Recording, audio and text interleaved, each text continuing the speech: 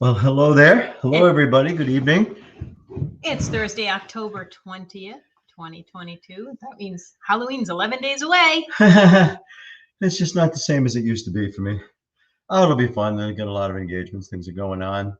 So, what's new with Panorama? What's new with Panorama? A Well, few we had a things, I couple of guess. things we went to this week that we did. We had a great time talking to the youth section at the West Warwick Library. Yes, they were enthusiastic. Well, so are we. Brought some equipment, brought some photos, talked a little bit about how it's not really like you see on TV, but it's not boring either. And of course, afterwards, the youngins wanted to, more than youngins, like, 13, 14, they wanted to speak to us afterwards. I think some of them now want to be, well, if they weren't on that trail, they wouldn't be there anyway, but I think they want to become paranormal investigators now. They see how we do it. They see how much they had some good fun questions. we can have. Yes, they did. And we were supposed to be at the North Providence Library this past Monday, but somebody was a little bit under the weather, so yes, somebody was a few times during the show.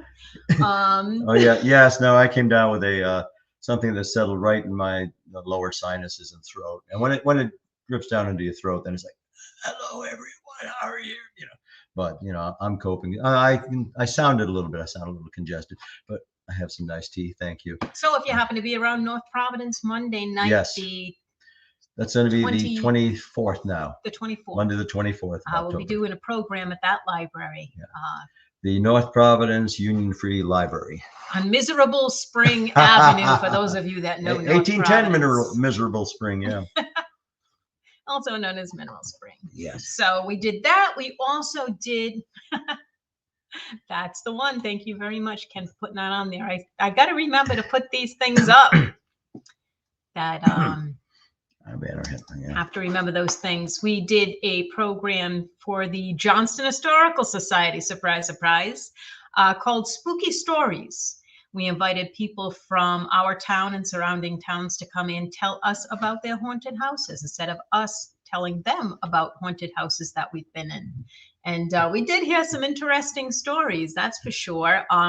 Everyone was having such a great time. Nobody took pictures. Yeah. So here's my friend Rodney. He came to the event and got there safely, got home safely, as you can see. Yes, that's the picture we have because we were up in the front, so we weren't taking pictures. We were introducing people and receiving the stories and all that. So then very few, actually no pictures of it. Really. Yeah.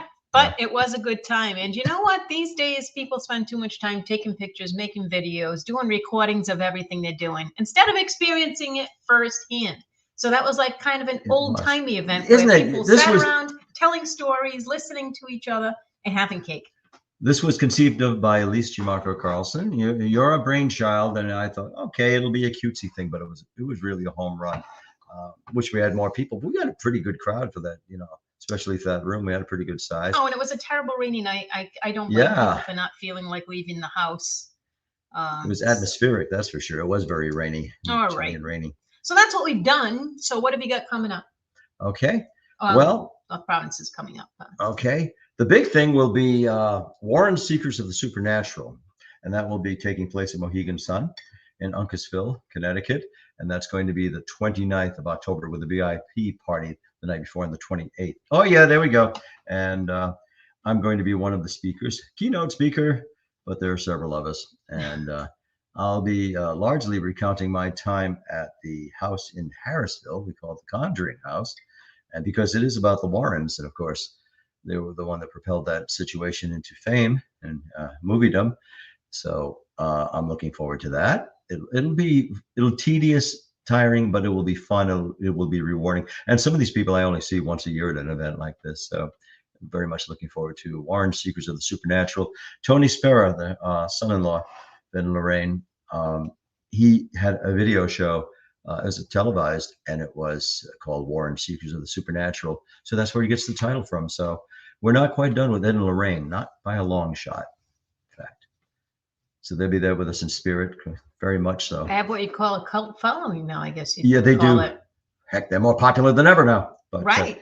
It really does seem so, because when someone is like an artist, when someone is deceased, they're not producing anymore. People revisit and talk about their time and they're legends, and the people who know them share stories, and yeah, so it'll be it's like they're there. It feels very much like that. And I talk to people, in fact, very recently, who still communicate with Ed and Lorraine Moore, Really? and it's I don't deny it, but I don't decry it, but I don't I just don't know. But they say that they've been in touch with Ed and Lorraine. Who's to say they haven't? Well, me for one, but no, it is interesting to hear these accounts that people still speak to Ed and Lorraine, and we just don't want to let them go. What have they told them? What it's like on the other side, where they are? You'd think that. You think like this is what it's like, and it's an easy transition, and what you'll see. No, it's always carry on our work. That's what they always hear. Carry on. I bequeath this to you. Carry on. You are going to follow me. You are going to carry on our work on Earth. Okay. That's what folks are always hearing. All right. Well, on that note, let's get to the task at hand. It's not a task. The fun at hand. It is a pleasure. Yes. It's a pleasure to introduce these two guests that we have tonight. Not the first time we've met them, of course. Well, talking about the Warrens coming back, that gives me an idea for another show, because there's much more to say about it that I've heard. Okay. All right. We'll talk about that later. Yes. And would I like to introduce our guests? Yes. Would you like to introduce our guests? Okay. Now, this is the episode we've been waiting. Well, we're waiting for them all, but we have some very special guests. We have Joe and Danika Mignano. Now, for those of you who watch that series, A Haunting, that's on Discovery Plus and the Travel Channel, documenting real life cases, and it's reality television, but they do a very good job of bringing to life through reenactment these situations that paranormal investigators and homeowners and property owners have encountered. Now, one such case was Joe and Danika Mignano, and they were our clients of Panorama Paranormal. And they were an early client of Panorama Paranormal, and they are just a lovely couple of wonderful people to know. And I think you'll find their story interesting. It was a very popular episode of A Haunting. The title is Inner Demons. We're going to explain why it was titled Inner Demons. Now, Joe and Danika Mignano. Hi, folks. Hello. Hey, guys. How are you? Thank you for welcoming us into your living room. You have crystal in the back. Wow. Danika's crystal collection. File cabinets. Yeah, I know. We got to get that ground. We need new chairs, and I got to remember to reverse the names. Speaking of new chairs, I should do this. We did that right before. No, That's not gonna work either now. It's so good to be able to talk to you guys tonight, because that's kind of the premise of the show, is getting together with people that we would like to have conversations with and inviting other people to join in. Let's see, where do we even begin? At the beginning? The beginning of Joe Mignano. Well, before we came into the picture, I guess you would say. Well, I have some notes here. Introduce Joe and Danika Mignano. And then you had a unique situation, Joe Mignano, and that's where it all started and how we got in touch. Can you tell us why you sought out help and what was going on with you? Something very unique. Yeah, well, Danika and I, we started watching a lot of TV shows about paranormal investigations, and we got into binge watching a couple of them, or really one in particular, just constantly. And it was like, as soon as we kind of got into that and opened that door, it was really strange. Like really, really quick out of nowhere, things started happening really crazy. It started with these incredible banging, like these 3 bangs we would get on the walls between the rooms where we were living at the time. And I actually thought at first maybe it was like, because we were in a 2-family and we were upstairs, and there was a girl with kids below us, and we weren't making any noise. It was just Dan and I, and it was banging on the wall. I'm thinking, is that somebody downstairs banging on the wall? And after a little while, we realized that it wasn't. It was only during certain times that things would stop banging. And then from there, it really escalated. Pictures started moving. Things started really happening. Danika got scratched. I mean, it just got really crazy really quick. And it really kind of took over our lives for a little while, trying to figure out what was going on.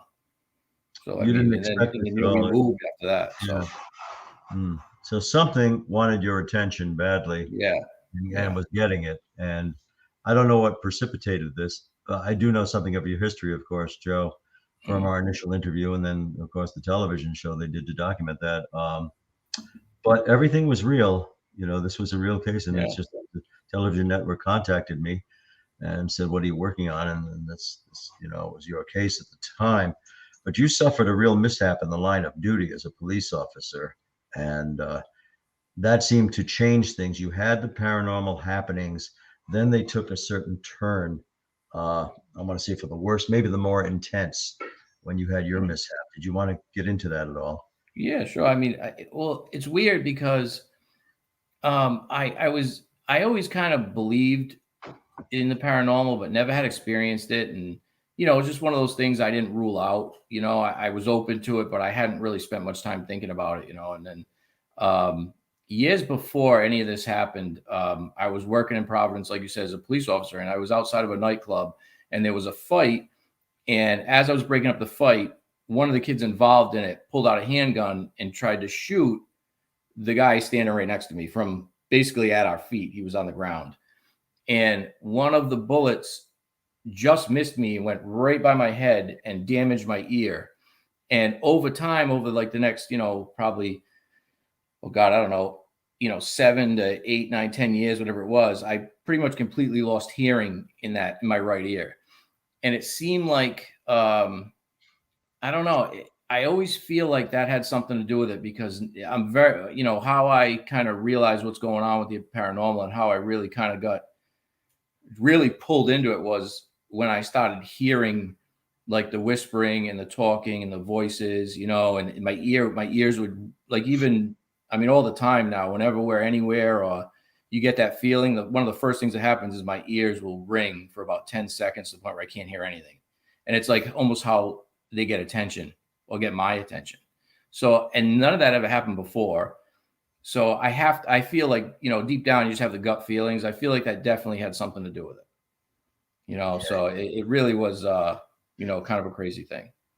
Because I don't know if you qualify what happened to you as a near-death experience. I mean, because sometimes people talk about near-death experiences as, oh, my heart stopped for a couple of minutes and they brought me back, and then you actually had a death experience at that point.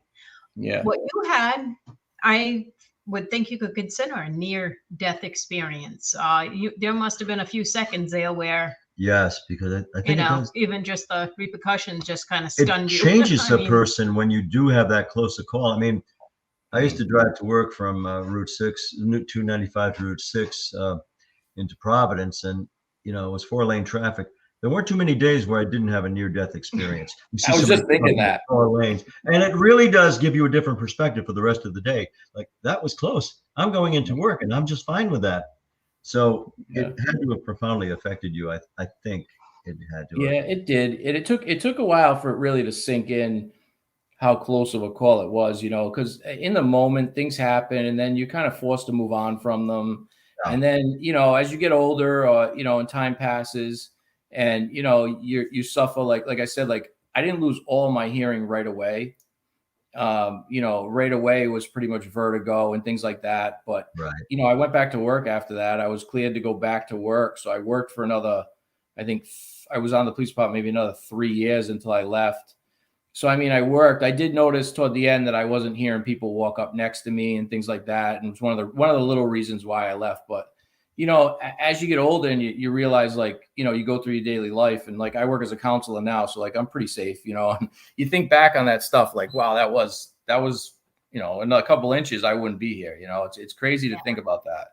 But so I know what you're saying. People do. You have people that pass away and they get brought back to life, and that to me is like a near-death experience where I wasn't really, you know, injured like that, but I guess it's a kind of a scary moment that does change your perspective a little bit. Yeah, changing your perspective. That's just what I was going to say. Absolutely. Looking at, you know, I could not be here tomorrow, whereas a lot of us don't think about that because we just get up every single morning to do the same thing. Yeah. So that might have had something to do with, you know, why you were now able to hear and perceive things that you couldn't before. And the change in your hearing might have had something to do with that too. I mean, I don't know exactly how that would work, but I mean, it would be something else to put on the list of experiences that you've had that changed your, you know, ability to hear and see things. Well, the theory is that spirits communicate on a certain hertz level that we cannot perceive, and it's basically electronic, in fact. So rather than vibrational, rather than acoustic. So perhaps that opened up some channel where you could perceive what people normally don't. Sometimes we hear little whispers in our ear, don't make much of them. You were hearing this full throttle. You were getting conversations. Yeah, and I still do. I mean, they're more clear now than ever, really.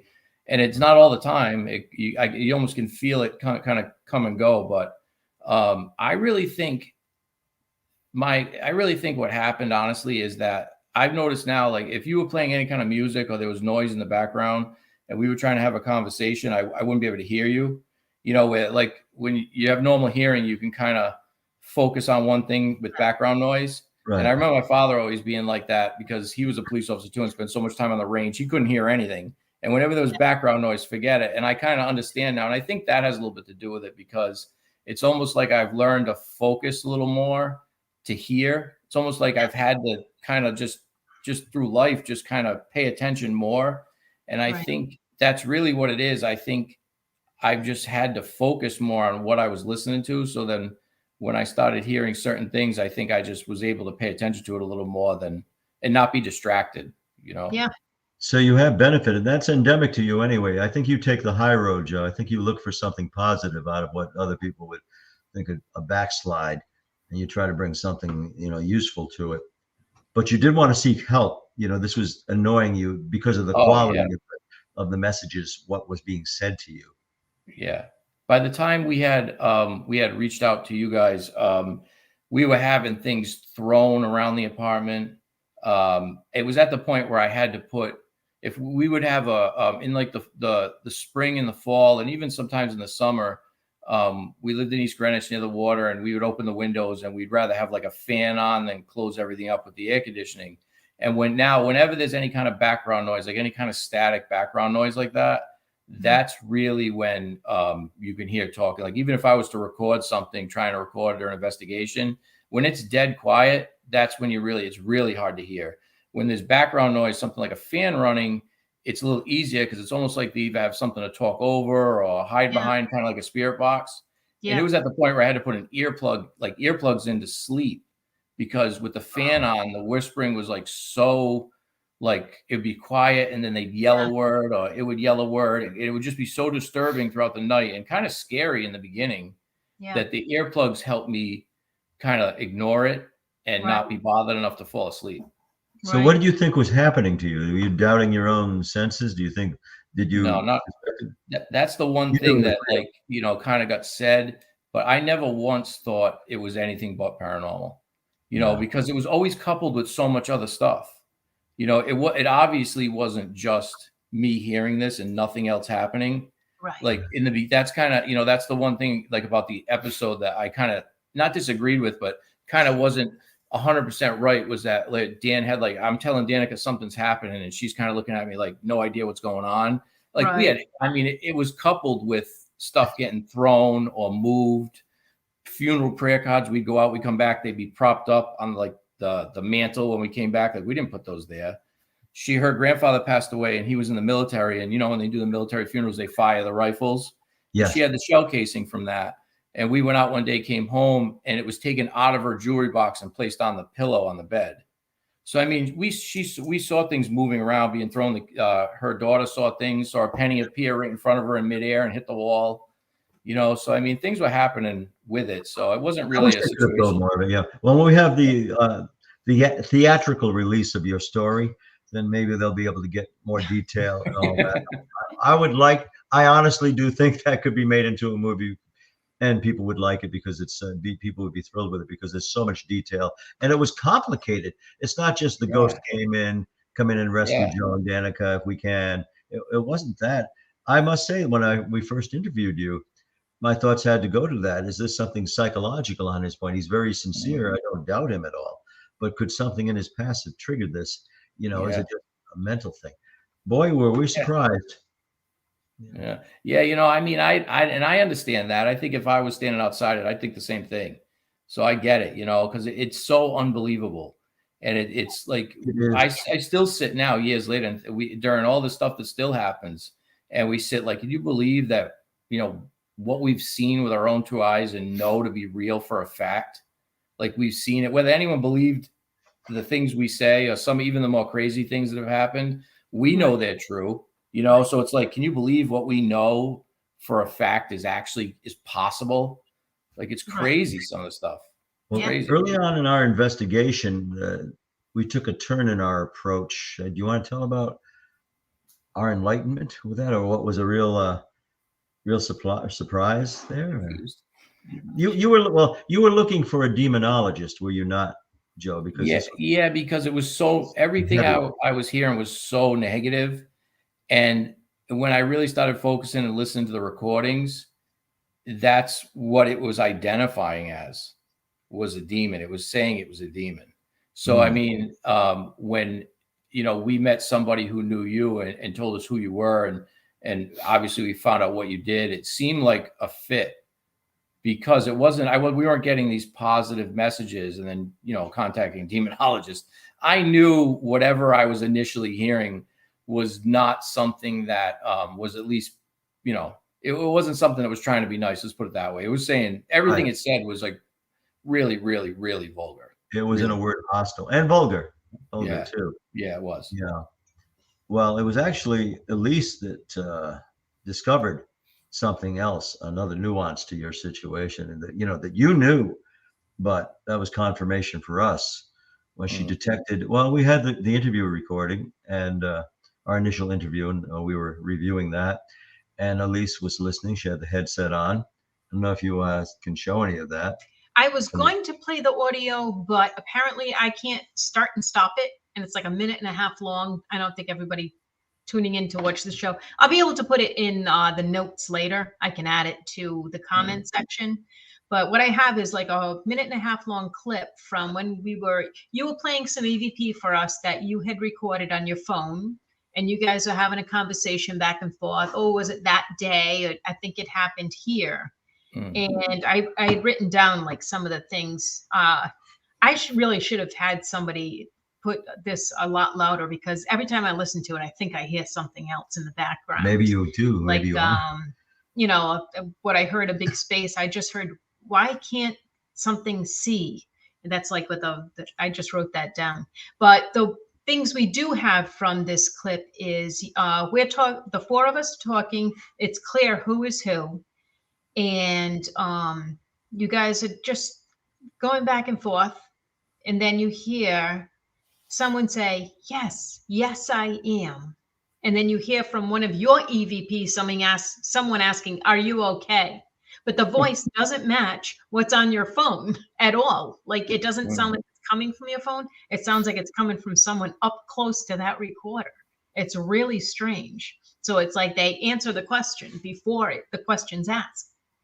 And then about a minute in, you hear that one that the one I actually called you about, first of all, where you can hear someone breathe in.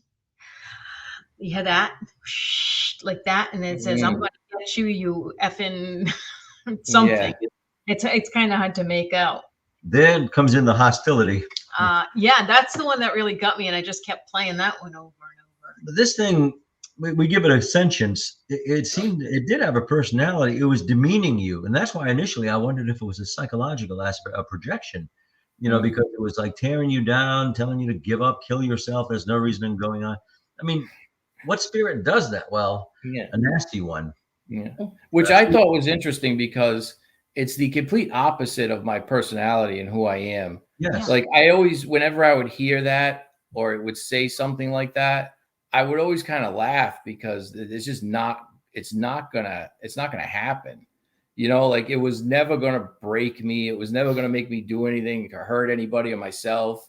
I never felt like, I don't know, like it was right ever. It was just always, I was always just very intrigued by the fact that I was hearing it and it was happening to us, to me firsthand, more than like the message. It wasn't so much trying to figure out what it was saying as much as just trying to catch certain things that other people would hear and realize, oh yeah. So I was very happy actually that when you came over, you were running a recorder, because I knew that there was no way you could run a recorder that long without catching something. And even to this day, if I film something for 10 seconds and we play it back, I'll hear something where like Danika or other people won't hear it.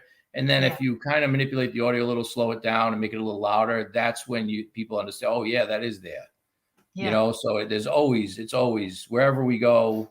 Some places obviously get more than others, but multiple voices, wherever, it's just always kind of there now.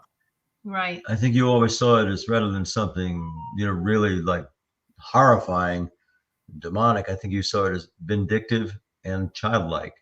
Yeah, very childlike. Haunting. Yeah, very childlike. Not too clever in what it was saying, but just a barrage trying to get to you. Yeah, it was interesting. And oh, go ahead. I'm sorry. No. I was going to say when it starts picking on your family members, then it gets personal. Yeah, well, I was just worried that I didn't know where it would stop. That was the biggest thing, because we saw some crazy things. We were in a room one night and it was like somebody was clapping right next to us in different spots of the room. Remember that? In the bedroom. It was right before I went to bed and I heard clapping and I said, I was in the living room. I said, was that you? She's like, why would I be clapping? And then like right next to us all around the room in different places as we were talking about it. And it was just like, what is going on?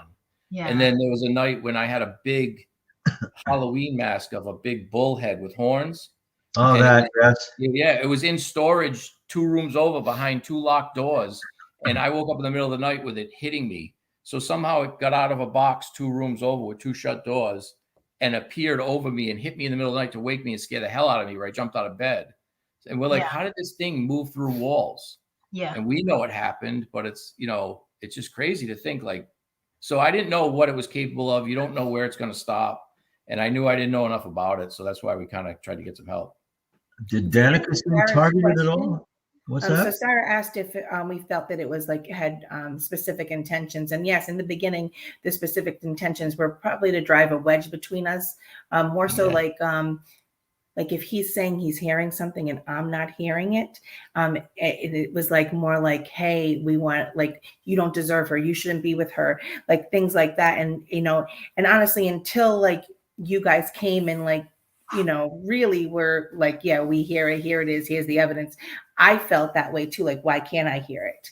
You know what I mean? And it's, I don't know if it's part of that whole, like, do you hear Laurel or do you hear Yanni? And we hear on different frequencies, but like, I wasn't hearing it until he recorded it and played it back.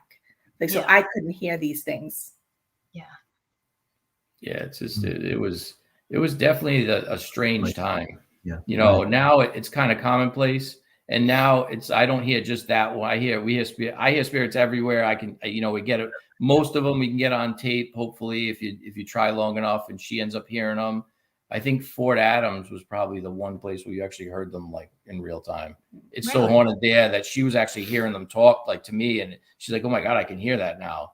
Like, I'm like, yes, I hear like every day. It's kind of weird. She's like, oh, so you heard the same thing that you hear every day, even when you were down at Fort Adams? Yeah, she could hear it. Yeah.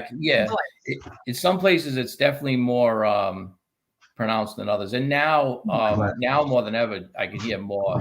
Even if I sit and focus, it's like different layers of space.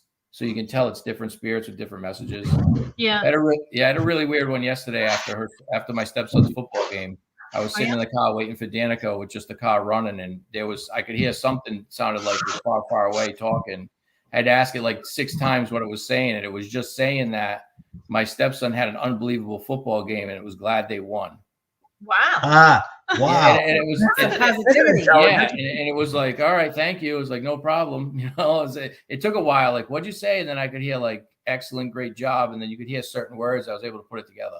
Right. Yeah, I was being very unprofessional just now. Elise noticed me just about putting my nose up against the screen. So she said, why'd you get your glasses? Your new eyeglasses that I got last week. He's not used to being able to see. Oh, my. I need them too. Gee, now I can tell you apart. Wow. Should I put that question back up there? Yeah. Oh, yeah, you can.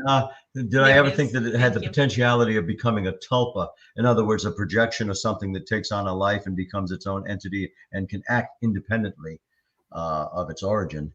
Well, yes, I did, in the sense that I diagnosed it as poltergeist, because we generally think of poltergeist as something that throws dinner plates around and stops right about there. But a poltergeist evinces an intelligence, a subtlety, in fact. A poltergeist can have a voice, and poltergeist can appear And I did think it could take on a life of its own, and did. It was And would be interacting. able to Yeah. do things such as That was creepy. All the writing.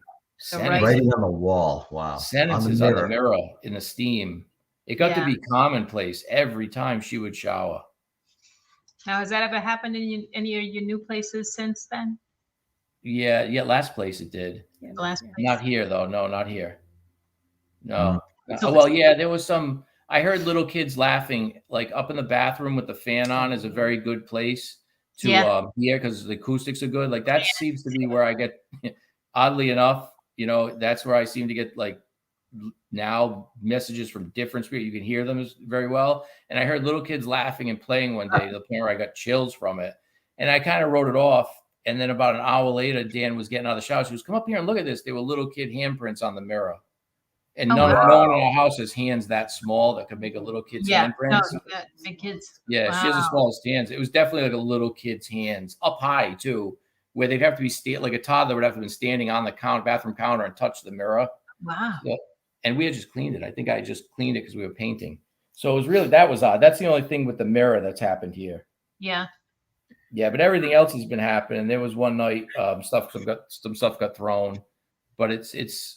I don't think it gets the attention that it used to get from us. At least right. Yeah, so we write it off when stuff gets thrown. I'm like, hey, look at this got thrown. We laugh about it. It's not like fear anymore. Right. I'll take a picture of it. That's about it. And then so it doesn't. I think that's probably the main reason why it doesn't happen as much. Yeah, I'm surprised they haven't just given up on you actually, because sometimes you get that when once things are out in the open and people are talking about it and given attention, that they just calm down after a while. Yes, I remember our initial advice to you, like, don't let it get to you. And you weren't. You just realized to integrate that as part of your life. I mean, you could try to ignore it, and that would be pressure on you. Just trying to say, oh, it doesn't exist. It's not around me. It's better to just acknowledge it. And, hey, it's interesting. It's fascinating. It's part of your life now. And it doesn't dominate you, but it's, you're interested in it. Yeah, it's funny you say that too, because when I was first hearing it all the time and kind of couldn't ignore it, right? And like the stress of learning to ignore it, that was probably the worst time. That was probably when it was trying its hardest to annoy me daily. Yeah. But since then now, even when it starts talking, I've learned with like just thinking like a certain way or focusing, I can shut it right out like in mid sentence if I don't want to hear it. And she always asks me, are you humming? Are you doing something? And I think that's one of the ways too. Like if I'll just, when I'm doing something like little things like that, you just learn to block it right out, and you develop strategies to deal with it. Yeah, you do. Have you ever spoken to a medium? Yes. And have they been able to give you any insight as to what's going on? I think the last time that you spoke to a medium, Sam. Before Sam from the show. Before Sam, it was before any of this happened. Oh yeah, I did meet with. They had a very good medium actually. They had a party at my sister-in-law's house, Danika's sister, and they have a medium come and she'll read like the 8 or 9 people at the party. Yeah. And everybody kept coming downstairs because I went last. I was actually the only guy there. And it was, I don't know what kind of party it was. I forget. It was for my birthday. It was for her birthday. It was? That was your birthday? Oh, I didn't know that. And it was a long time ago. So when you went to the party, that's what's important. Yeah. And it was, everybody kept coming down, and Danika especially was like, medium's like waiting to meet you because I went right before you. Yeah. And it was like, when I went, she said, oh my God, I'm so glad you're here. Yeah. This guy has been here the whole time waiting to talk to your husband. And I'm like, well, he's next. Like, this is my time. Yeah. So it was interesting. And she, she touched on some things. There's some, how you have certain lucky numbers in life or uniform numbers from sports.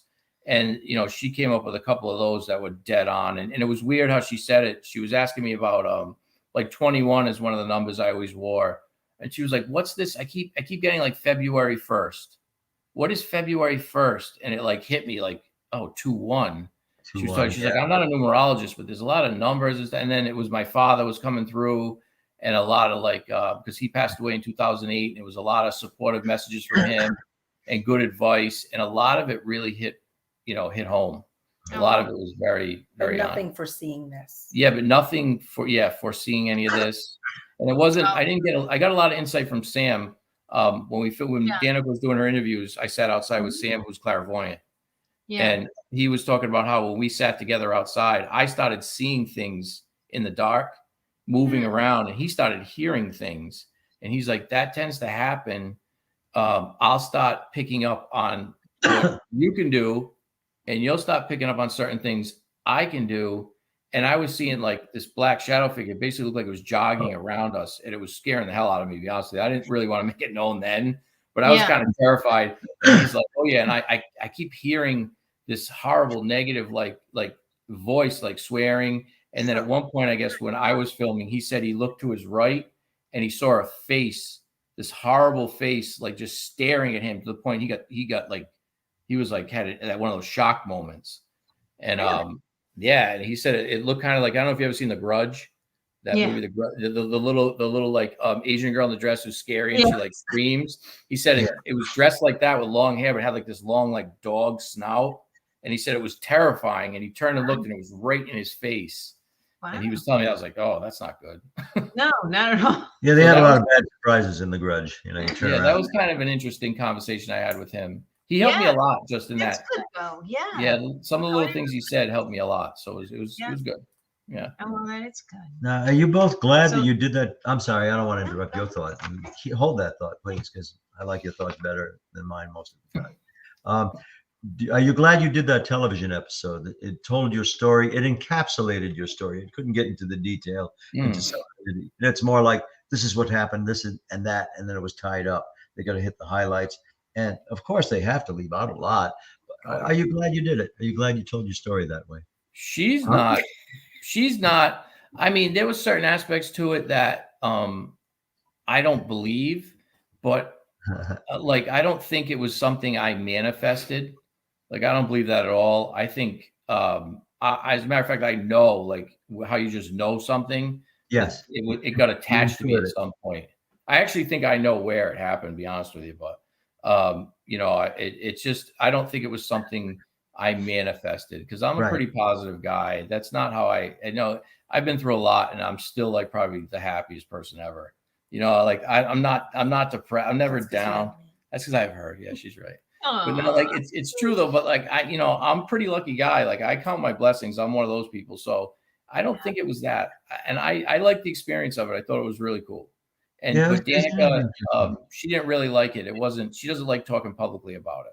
Yeah, I don't like that. And then it was like people saw it and then would hit me up on Facebook like, oh my God, tell me what's going on. It's like, oh my God, it's like airing your dirty laundry. Yeah. And like, I really would have rather have let no one ever know that this happened. Yeah. It was very personal.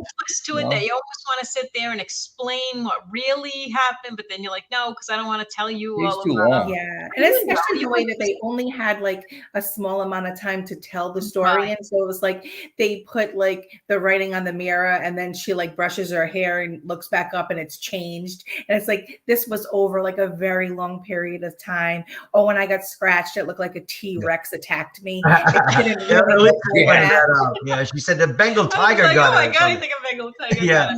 And there was we had so much actual footage that if they would have really incorporated the actual footage, it would have been a lot more believable for people to be like, all right, this was this span of time. This was the actual stuff. We had so much audio, so much visual stuff. Like even how much stuff you guys had. Like you guys could have had a much longer segment. Like it could have really been a lot longer. And I sat there for 2 hours answering questions. Oh yes, exactly. You did. I know you did. You went through the same thing, and every single question you had to answer the short version and the long version. Yeah, I resisted. Now I remember in fact, the night before the interviews were filmed, because they have us as well as actors portraying us. I didn't know if Danica was going to bail and jump ship, and she was going to go through with My daughter did. I so resisted the temptation. They wanted me to talk to Danica, and they wanted Elise to talk to Danica, and we did. But I just kind of wanted to say now, I understand, Danica, you're a little reticent about telling your story to 4 million people at once. That's incredible to me. Just don't think of how many people are sitting around watching you that minute that it airs, you know. And with a name like mine, it's not like Joe Smith. Yes. Yeah. It's kind of hard to. I can't believe that many people saw that episode. Yeah. Well, since it's been more, of course, but I'm talking about when it premiered on January 25th. January 25th. Really, how many people watched the premiere? 4 million people. That's really accurate?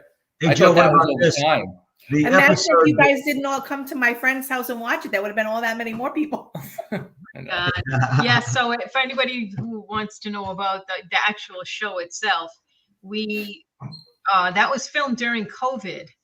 So it didn't have a regular film crew. It didn't have like one guy with a camera, one sound guy, one producer. We went down at separate times. We went down together, but we were kept in separate rooms. Yeah. We had, he did a couple hours interviews. I did a couple hours interviews. They went down the next day. They did it the same way. So nobody knew what anybody else was doing. Right. They kept us in the dark so we couldn't influence each other. And somehow put that show together. So you got to give them some kind of credit. Oh, yeah. Sort of a storyline. I'm so glad they cast look-alike actors for all of us. Aren't you? Yes, I was a tall, thin redhead. I had some sort of strange scar on my head that I don't have. You had. I know that's clear. The guy had a bullet wound that I don't have. I don't have it. You had to make that visual, I guess. You had a cauliflower temple. You had this So after recording everything separately, not really knowing how this was going to turn out, they graciously invited us to watch the premiere with them. And I was like, I hope they don't, you know how they make shows. Sometimes they could twist it. Questions with the answers from the other one. And yes, he was mad at me because he thought that I made him look like. She made me look crazy. But all right, Joe. Some fun night. Go back to your recordings, Joe. People write in comments like, so when did they get divorced after this? My husband's I know. I could see that.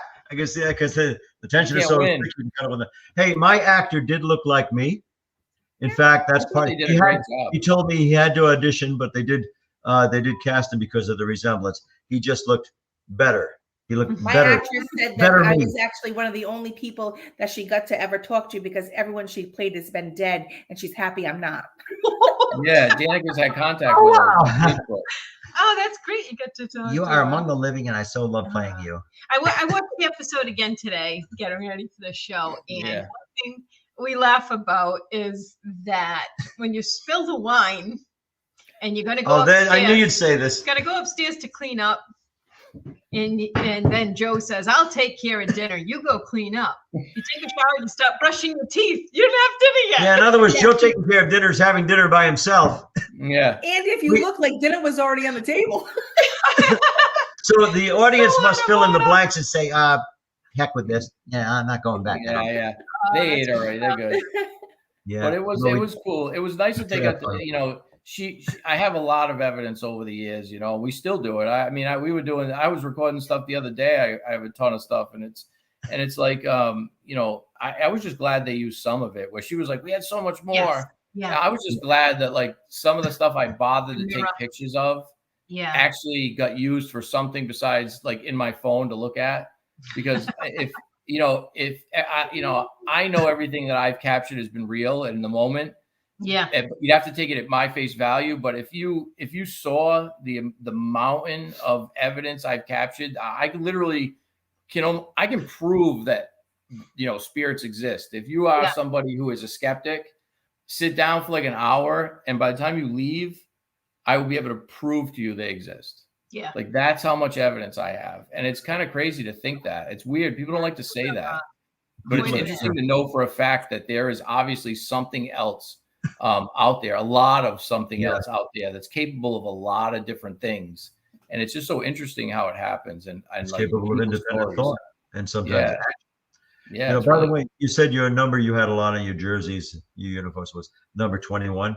What was the date that your episode premiered? I should say our episode premiered. Well, I don't know. January 21st. Was it really? Yeah, there you go. There's your number again. I didn't even realize that. Yeah, it just occurred to me. Yeah, wow. Yeah. So I would like to do part 2. That's not the way the television shows generally work.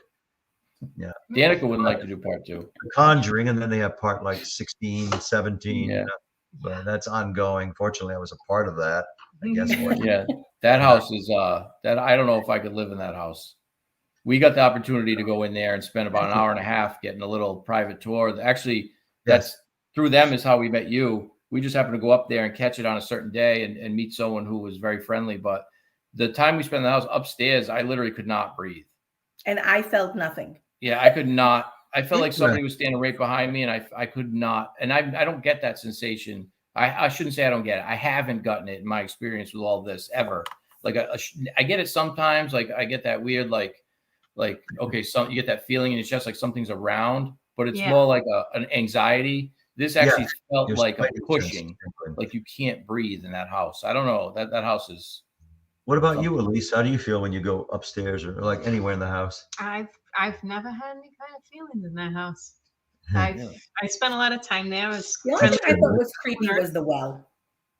Yeah, I mean, it's a creepy old house. Yeah, but not anywhere. Nothing different than any other creepy old house I've been in. Yeah, I didn't hear anything. I didn't see anything. She's more of seeing things. Like the other day, she saw a shadow go by in here, and she saw it 3 times talking to me about it. Yeah. And so she kind of sees things. I don't really see much. Thank God. I don't want to see anything. I'm happy. I could close my eyes and not see something. You can't close your ears. Yeah, that's the thing, right? Like, I mean, I'd rather, if I had to choose, I'd rather hear than see, just because I think that elicits a little more of like a fear response, I think. And those, it's like jump scares, you can't help it. Yeah. There's still times I get startled. Laying in bed at night when you're about to fall asleep is usually when I get like barraged with things because it's quiet, the air conditioner's on. And that's when you hear several different voices and different layers of space. But seeing like, figures move around the house, I think would be a lot worse. So I'm glad I don't deal with that. Well, do you want Panorama Paranormal to come back for part 2 investigation, or do you just want to have it over dinner? You're always welcome. You can come over for snacks and beer. Yeah, that's a good idea. Your charcuterie board is outstanding. Yeah, vegan second beer. Yeah, we don't mean it to be this long, but between visits, it just happens and all that. Yeah. How much time we have left? We still have time. Do you want can you show anything from the show or play anything from the show? I have a couple of clips from the show that he wanted me to clip. The worst that happens is they don't play. What the heck, Let's see. Because it was a good show. Oh yeah, I want to watch it again now that you've seen it again. I have it memorized pretty much. Do you? You're a little unglamorous in that, Danica, but they do show you when you're getting ready for bed, and downtime. Yeah. All right, this is one that shows the unglamorous Danica. Let's see. First time trying to show a video here, so hold on.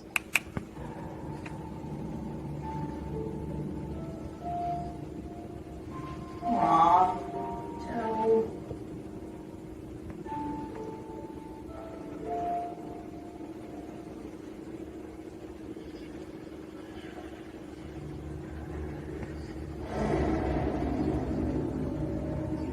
The messages on the mirror, they were all negative towards him.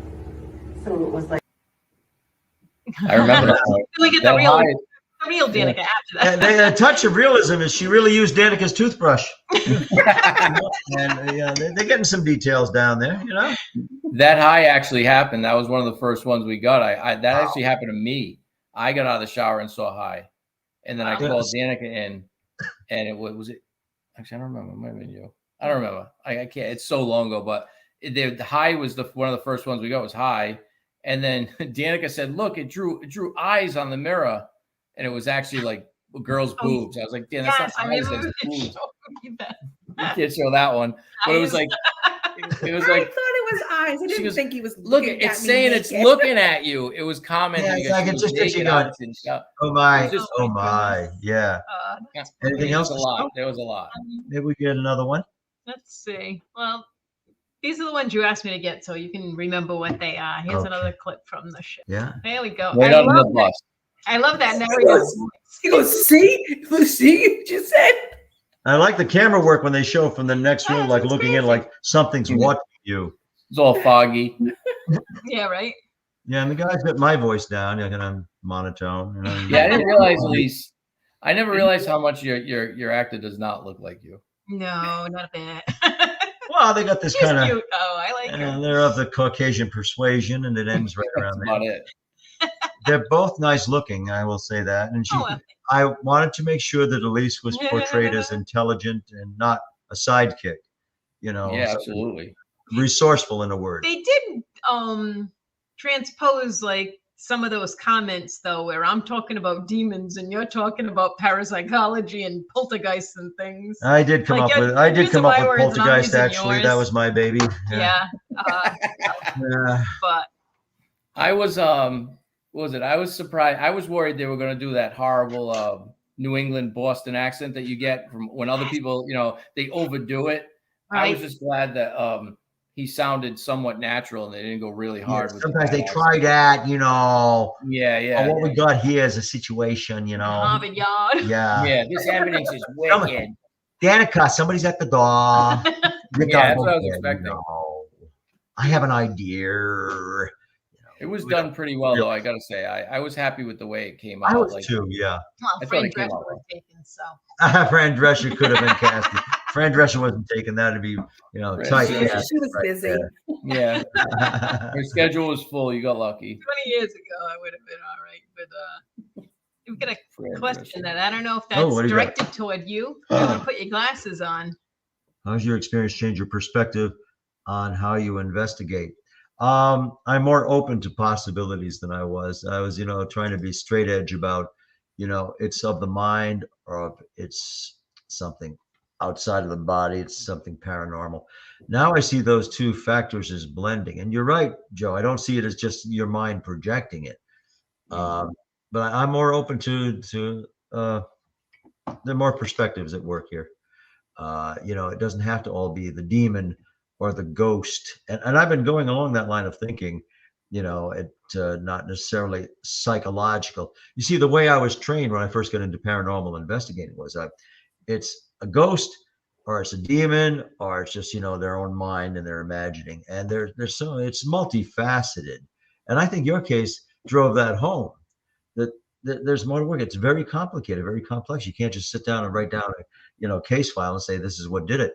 I'm still wondering, and we're still learning about you and about what's happening with you.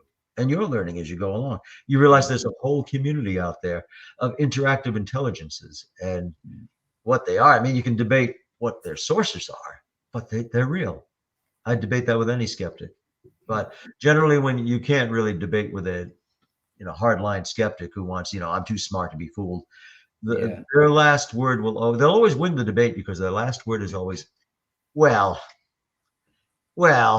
yeah, you don't have me, but it's not for everybody. No, and I've come to learn something too through my own kind of some of the messages I've got investigating. I've come to believe that I honestly feel in the beginning I felt so that was for us. He said, listen, ignore what I said. It's irrelevant. I was rambling. We all learn things. I was reading from my notes. We want to hear what Joe and Danika have to say. I kind of feel like the stuff getting thrown around our house was actually something there to help us. I don't feel like it was a bad spirit.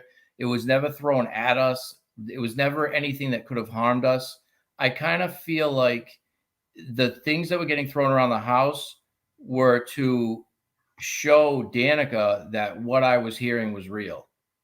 I don't feel like it was all a bad spirit throwing things and whispering. I think what was talking to me, especially in the beginning, was something that probably realized before I did that I could hear them and was trying to kind of got attached to me. That's what I think, and got ahead of it. And I think that other spirits close to us and that care about us were actually the ones kind of manifesting some of the poltergeist activity to kind of show other people that I like help me out, because without that stuff, especially in the beginning, it really would have been just me hearing certain things. And it was rough. It was rough on our relationship at that point. Yeah, because it's stressful in the beginning, and it was a lot.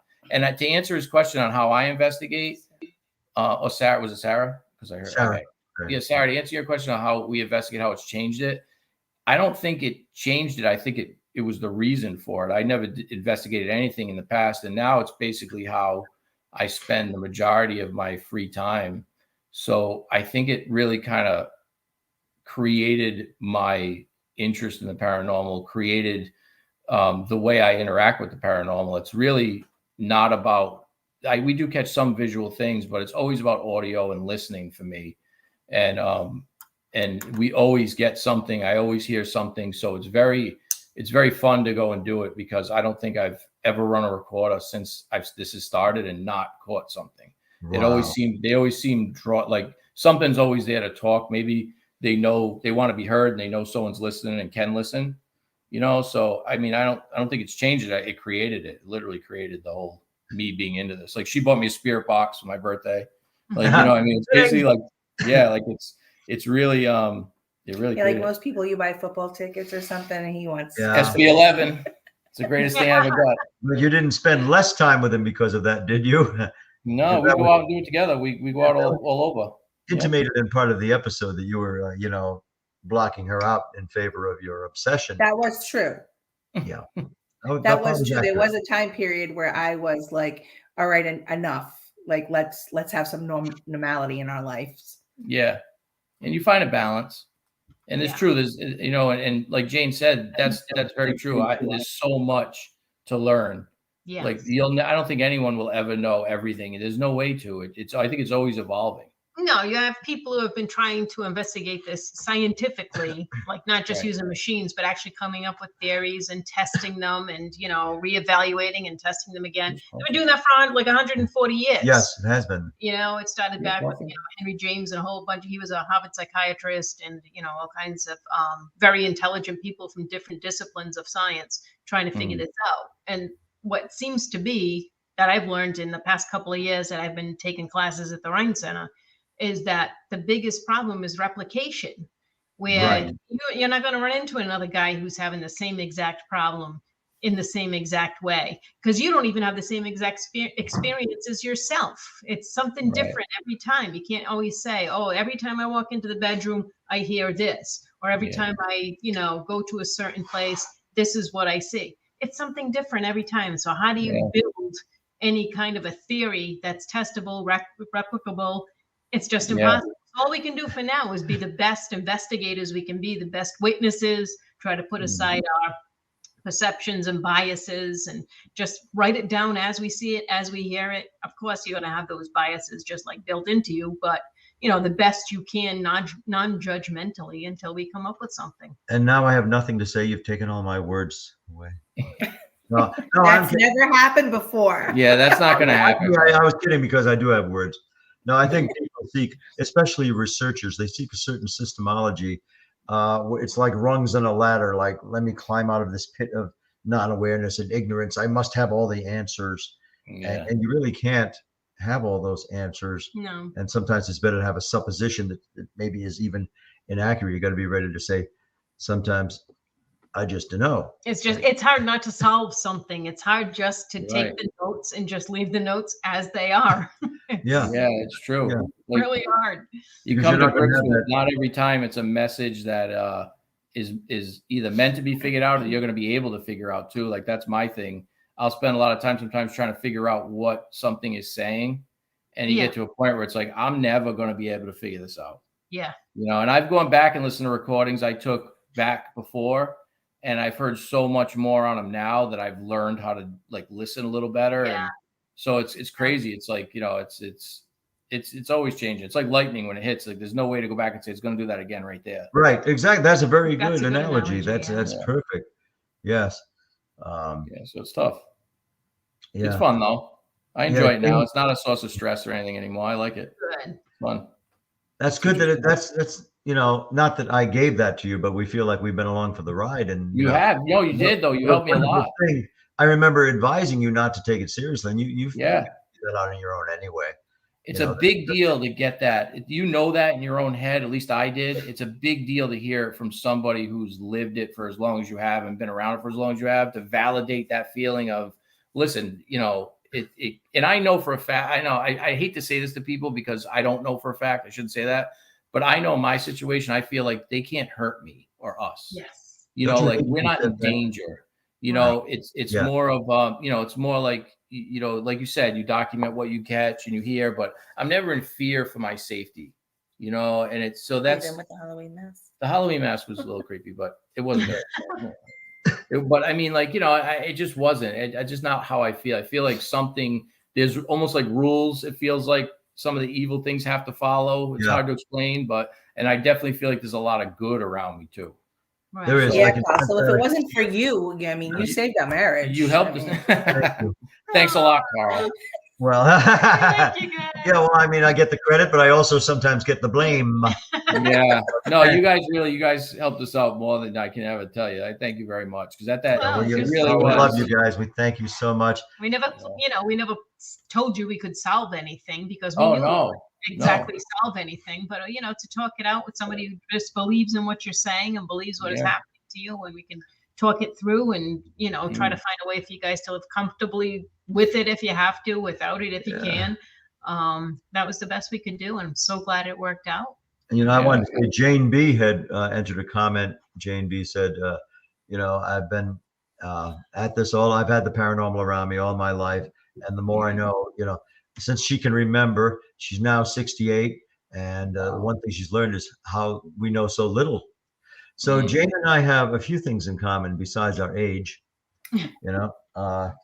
is that you realize you're learning, but you'll never have all the answers, and you got to be content with that. Yeah, it's true. Yeah, we do. It's missing a horn. Yeah, I have the mask. Where's the mask? It's locked with all the Halloween stuff. I'd go get it for you. I don't know where it is. It's gigantic. It's a big bull mask this big. It fits on your head, and like the mouth part of the bull like goes on your chin. So you open your mouth and it looks like it's talking. It's gigantic. It's bigger than a basketball, and it literally teleported. Yeah, I just teleported to our home while we were sleeping. I'm going to ask Joe a personal question. The store you got this at, I take it, was it Halloween headquarters, or was it more of a, like a Halloween? Or it what? was in Garden City. It was at Halloween. No, he's right. Okay. It was Halloween. It was like a Halloween headquarters. Yeah. I wanted to be a goat. I was trying to be a goat.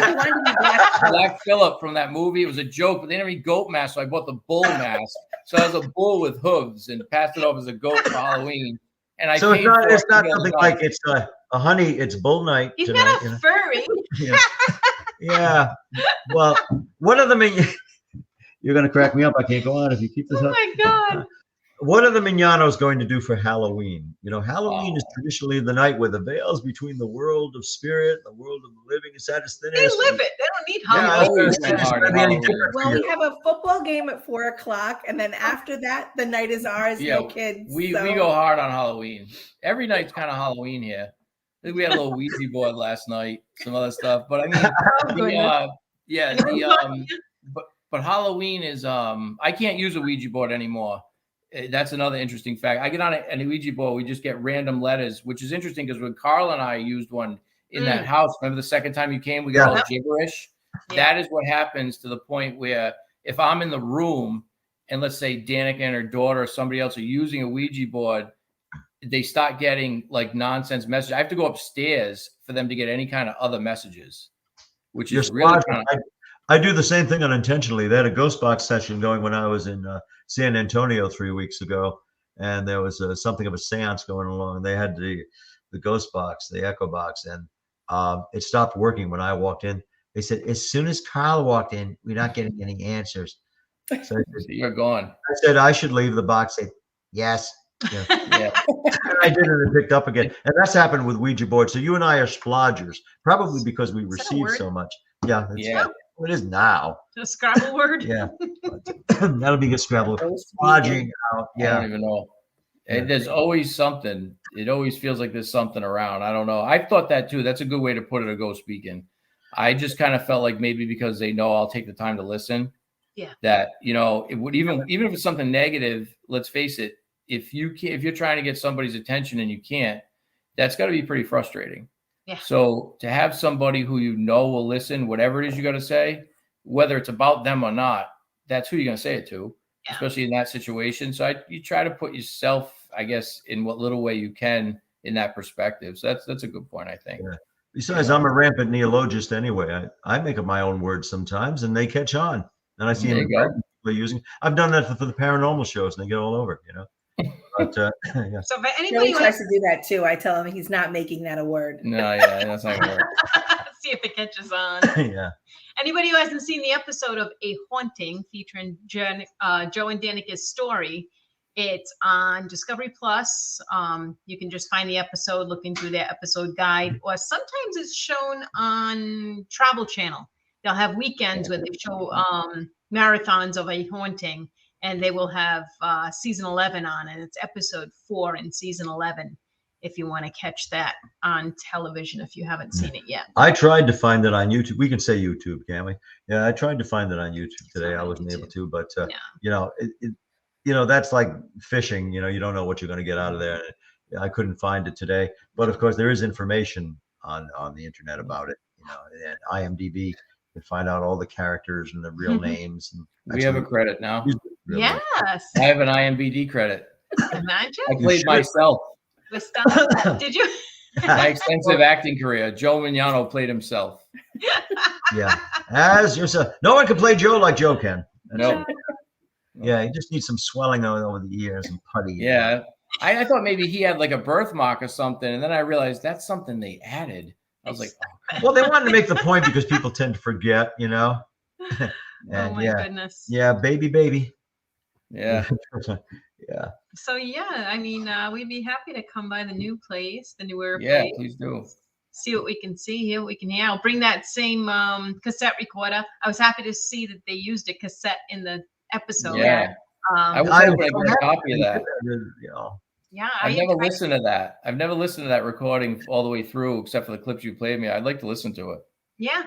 I I'll never upload, have. actually, I think I can upload that to like the YouTube in the comments. I Oh, think that'd I'll be cool. upload a copy of that. And if there's any of the evidence that you said that you had that they didn't use on the show, if you want to add a couple of those photos in there. Are you kidding me? He'll be there forever. Oh God. I got I'm some sure good. that would be okay. Just add it in as a commenter on the YouTube Yeah. channel. Okay, I have some stuff that I think is really interesting, so I could put it on there. Some easy stuff that's really kind of crazy that I could put from way back then too. You know.